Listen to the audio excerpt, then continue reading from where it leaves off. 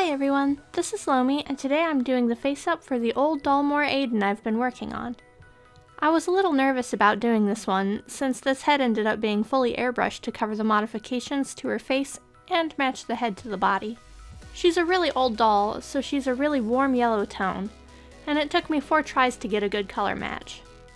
It was actually really neat to see how the old resin looked, and it makes me feel a lot better about the aging of my own dolls. Resin yellows naturally as it ages, even if you keep it put away in the dark. But she looks more yellowed on camera than she is in real life. In person, it's not so bad. So prior to starting her face up, I sealed thoroughly with Citadel Purity Seal.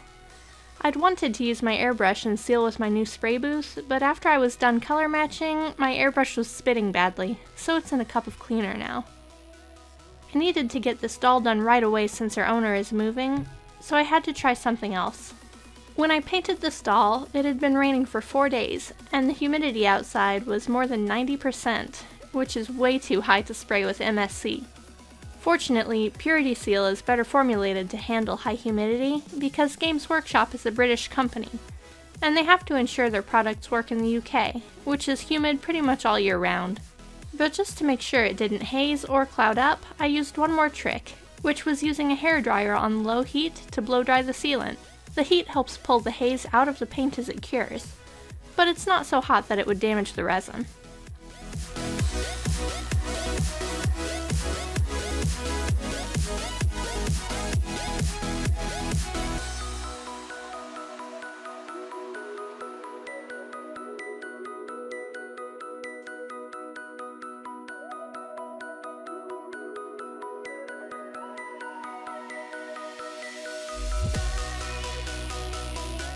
One of the techniques I've been practicing with on Monster High dolls is using watercolor pencil to control placement and get lots of color put down, then going over it with a small paintbrush dipped in water to get rid of the graininess and taper the lines. It seems to work pretty well for places like around the eyes and in eyebrows where you need something darker than pastel, but maybe not as opaque as paint. I'm still getting used to my tiny 30-0 Reaper brush, but I really like it for fine hairs. The biggest issue seems to be how hard it is to tell how much paint there is in the bristles, so sometimes I end up with some blobs I have to wipe off. You may also notice that I'm working slower than I usually do. The video is sped up the normal amount. I've thought about this a lot lately, and I feel like sometimes I put too much pressure on myself to work well and work fast at the same time. And maybe the reason I'm not always happy with projects is because I'm pushing too hard. I'm learning all the time, and I need to learn how to be more forgiving of myself if I don't accomplish everything perfectly the first time. My face-ups have improved over the past 2 years just from doing more of them. If I slow down and really take my time, maybe they could be even better. The worst that can happen is I might not get a video done in time to post on Saturday mornings. And there are a lot of things worse than being late.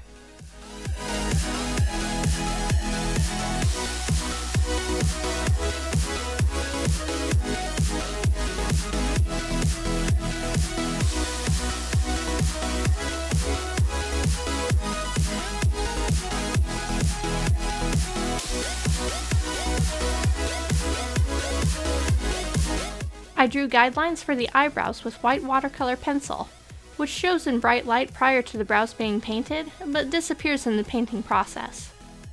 It's really helpful because it lets me get the shape worked out before I even start painting.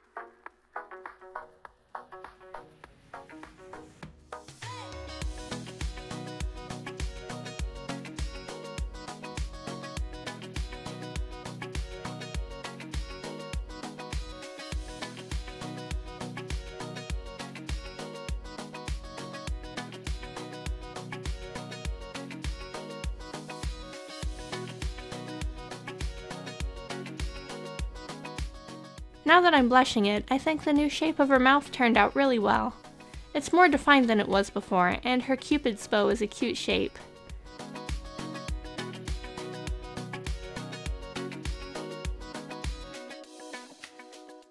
I'm using purples and pinks for her eyeshadow, but I'm going to mix brown into the later layers. I feel like putting the brighter colors in first helps make it smoother, and lets them show better than if I were to do the dark first and then work my way to the lighter colors.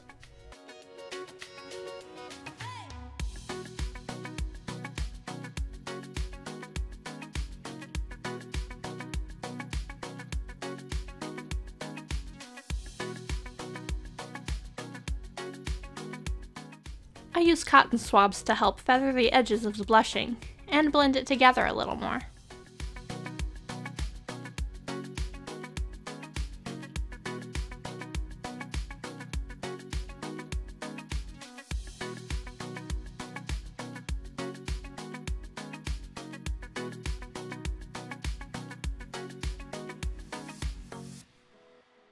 Have I mentioned how much I love this makeup brush for eyebrows?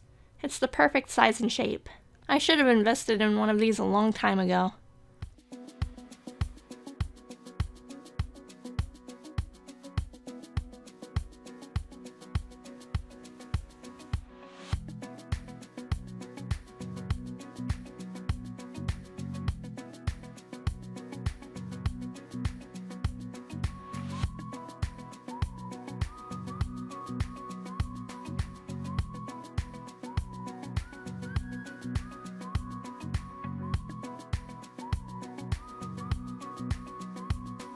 The tails of her brows are hard to do with pastel, so this is a perfect place to use my watercolor pencils. I fill in the tails with a chocolate brown Derwent pencil, which I can smooth out later with a little water. Now I'm adding browns to the eyeshadow. A lot of people swear by using lots of layers, but when I'm mixing a lot of colors, I actually prefer to use fewer layers. This is only the second layer of pastel on this face-up. Leaving more of the pastel loose and active on the surface lets me blend it more easily, which I feel gives me better gradients in the end. But everyone works differently, so you may not feel the same way.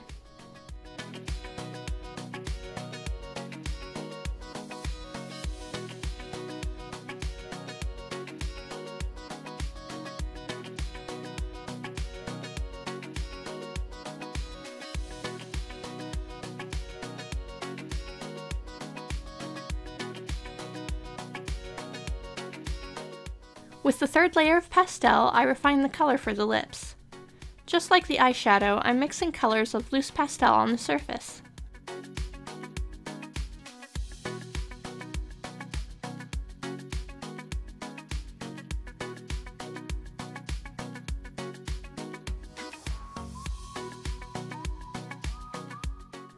I add lines with white watercolor pencil before I seal, because that lets me soften them into the pastels.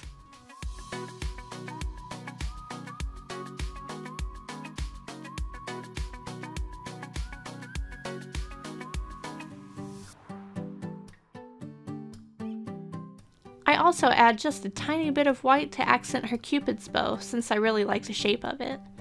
Not enough to be visibly white, just a very small highlight.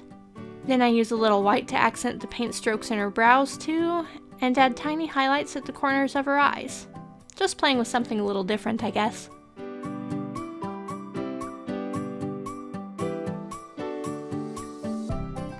Before the final layers of sealant, I dust her with some gray lavender pearl powder.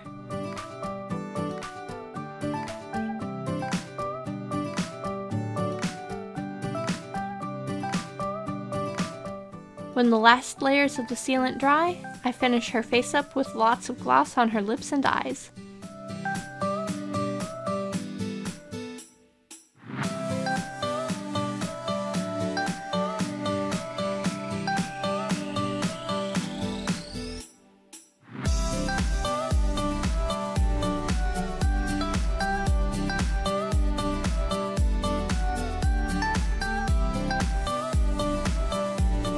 So you can see this doll's transformation. I've saved this for the end. What the doll looked like when she first came to visit me compared to how she looks now. She had a lot of staining from paint applied to her before her current owner got her. as well as damage to her eyes and mouth.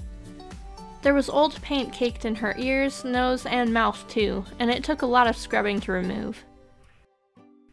Now she looks like a completely different doll, and she was a pleasure to work on. There's something special about modifications and restoration projects that you just don't get with anything else. And that's all for today. Thanks for watching. See you next time. Bye.